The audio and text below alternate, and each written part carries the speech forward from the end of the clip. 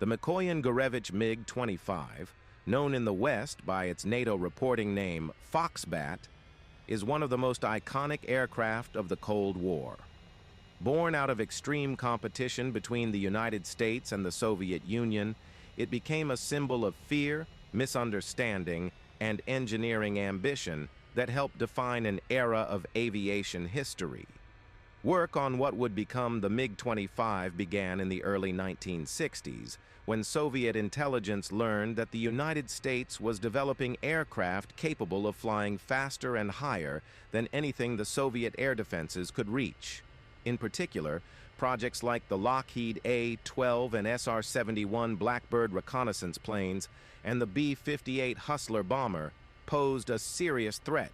They could penetrate deep into Soviet airspace at speeds over Mach 3 and altitudes above 70,000 feet. To counter these potential threats, the Soviet Union's Mikoyan-Gurevich Design Bureau was tasked with developing a new generation interceptor, a jet that could climb quickly to great height and chase down high-speed intruders. The first prototype flew in 1964, and after years of testing and refinement, the MiG-25 entered service in 1970. From the outside, it looked intimidating, a large twin-engine jet with massive intakes and twin vertical tails built to slice through the sky at incredible speeds. With a top speed around Mach 3.2 and a service ceiling exceeding 20,000 meters, it was one of the fastest military aircraft ever put into production. But the way it achieved that performance was very different from Western designs.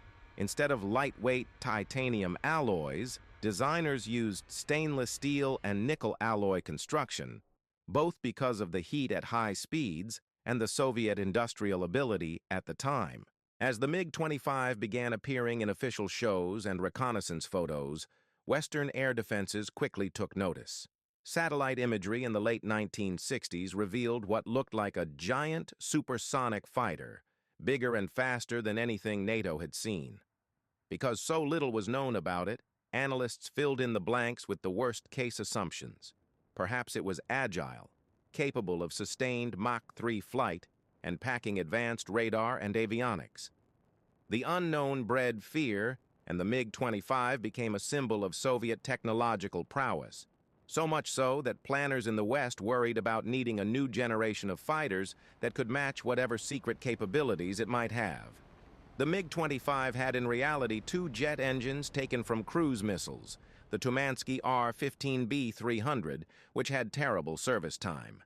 Furthermore, the airframe weighed around 20 tons and was made mostly of heavy nickel-steel alloys instead of titanium like on the SR-71. The original MiG-25 lacked a look-down radar which was later installed on the MiG-25PD, and it only carried 4 SAR-HR-40RD missiles. The Foxbat also had no gun or any ground attack ordnance. An interesting fact about the MiG-25 is the usage of ethanol alcohol for the cooling of electronics and de-icing systems, with the alcohol being almost food-grade alcohol. With roughly 500 liters of alcohol on board, Soviet pilots tend to call the Foxbat the flying liquor store. Also, ground crews would accidentally fill up other containers with the coolant and take it home.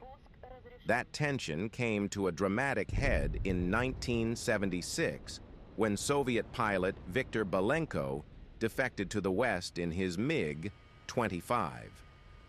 On September 6th of that year, Belenko simply peeled off from a training flight near the Soviet Far East and flew his Foxbat to Japan. There, he landed at a civilian airport in Hakodate and requested asylum. His plane, the very aircraft that had sparked so much concern, was soon handed over to Allied engineers and intelligence officers for examination. What Western experts found was eye-opening. The MiG-25 was indeed fast and rugged, but it was built for one very specific role: high-altitude interception, not agile dogfighting or all-round performance. Its radar and electronics were functional, but relatively simple compared to Western fighters of the same era, relying in part on vacuum tube technology that was robust but bulky. Its engines were powerful but thirsty, capable of very high top speed only for short bursts before risk of overheating, and its maneuverability was limited. It simply wasn't designed to turn tightly or engage in close-in combat. This reality stood in contrast to the Western myth of a Soviet superfighter and showed that while the MiG-25 was impressive, it wasn't the threat many had feared. Despite the defections stripping away much of its mystery, the MiG-25 was no one-trick failure. It served throughout the Cold War with the Soviet Air Defense Forces and was exported to Allied countries including Syria, Iraq, India, Algeria, and Libya, where it was operated as both an interceptor and reconnaissance platform. In reconnaissance roles especially, its unmatched combination of speed and altitude made it hard for many air defenses to contest. In combat use, the Foxbat saw varied results. It was rarely used in aerial dogfights, consistent with its design, but intercept missions and reconnaissance served strategic roles in several regional conflicts.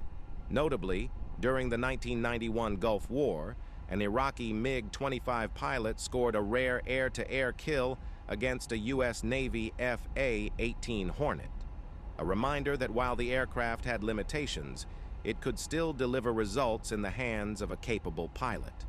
Ultimately, though, its era as the cutting-edge interceptor passed as technology advanced.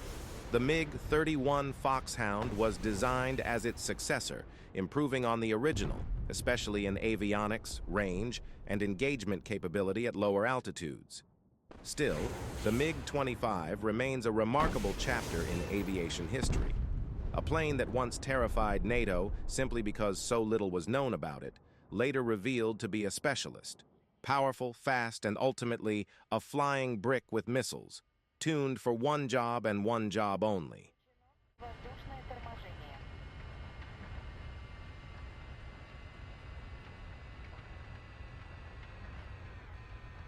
Включено воздушное торможение.